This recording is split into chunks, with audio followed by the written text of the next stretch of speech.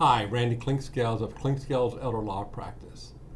I want to talk to you today about one of the most important documents that I believe every person should have, and that is a financial power of attorney. What is that document? It is a document that provides who will act for you if you cannot on financial matters. Why is it important? Because without that document, no one has the power to do things for you. No one has the power to make financial decisions for you. It only comes into play when you cannot make those decisions. But your spouse does not have the right to make financial decisions for you unless you grant your spouse that right, nor do your kids. And what do they do if you don't have it? Then they have to go to court and get something called a conservatorship.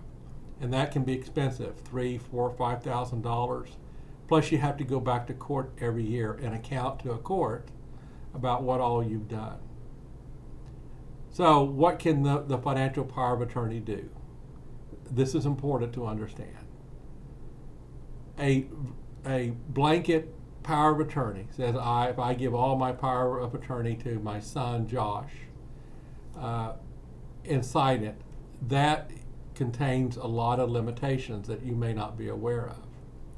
In Kansas, there are 15 optional powers that can be included in a power of attorney, but if they're not included, then they're deemed excluded. And that can be terribly important.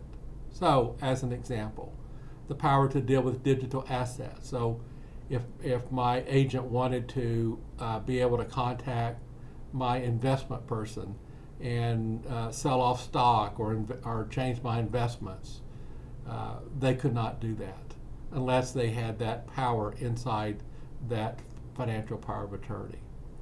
The power to transfer the homestead, to get a second mortgage, to fund a trust, to do gifting, to transfer property to my spouse or to my kids. Unless that is in that power of attorney, it's not there.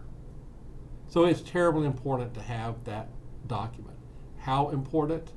I will tell you, I have clients come into my office where I may be concerned about their future capacity. And so I will go ahead and do that financial power of attorney right there in my office. And I'll go through all of those options with them and to ask them, do you want this power? Do you want this power or not? And finally, what I want to talk to you about is even who should be your agent. That's terribly important. But also who's going to be your backup to that person. Weird things happen. We know that. Life is unexpected. And so we always want your agent to be somebody that you trust, and then there be a backup to that person. And I also suggest that there be a mechanism for accountability. Who should they be accounting to if they cannot account to you? Finally, keep in mind that the power of attorney does not strip you of any powers. You always have the right to revoke it.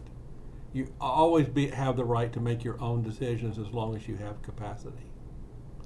So, parting notice to you is please get your financial power of attorney for the benefit of yourself and your family.